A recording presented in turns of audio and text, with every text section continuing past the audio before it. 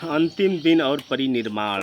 बुद्ध के अंतिम दिनों, मृत्यु और उनकी मृत्यु के बाद की घटनाओं का मुख्य वर्णन महापरिनिर्वाण सूत्र DN 16 और संस्कृत, चीनी और तिब्बती में इसके विभिन्न समानांतरों में निहित है।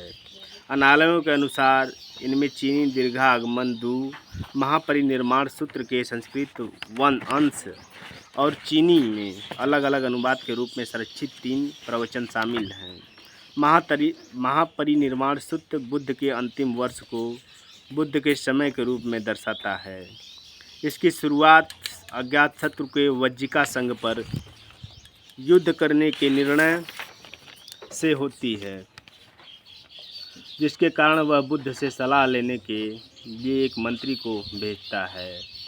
बुद्ध यह कहकर जवाब देते हैं कि वज्जिकाओं से तब तक समृद्ध होने की उम्मीद की जा सकती है जब तक वे 7 चीज़ें करते हैं और फिर वे इन 7 सिद्धांतों को बौद्ध संघ पर लागू करते हैं, यह दिखाते हुए कि वे इसके भविष्य के कल्याण के बारे में चिंतित हैं।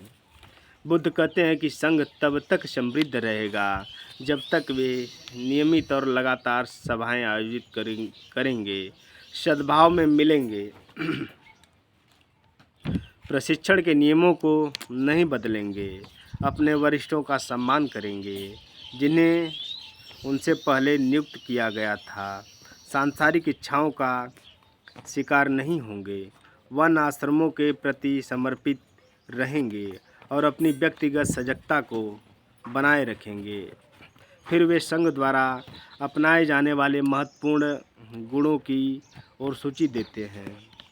प्रारंभिक ग्रंथों में दर्शाया गया है कि बुद्ध के 2 मुख्य शिष्य सारिपुत्त और मोगलान बुद्ध की मृत्यु से ठीक पहले कैसे मर गए।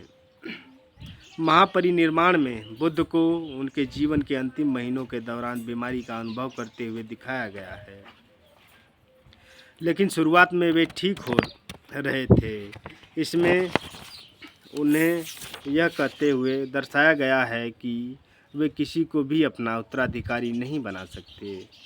जब आनंद ने यह अनुरोध किया तो महापरिनिर्वाण ने उनकी प्रतिक्रिया इस प्रकार दर्ज की।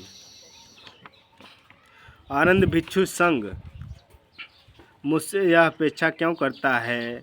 मैंने धम्म की शिक्षा दी है, आंतरिक और बाहरी का कोई भेद नहीं किया है।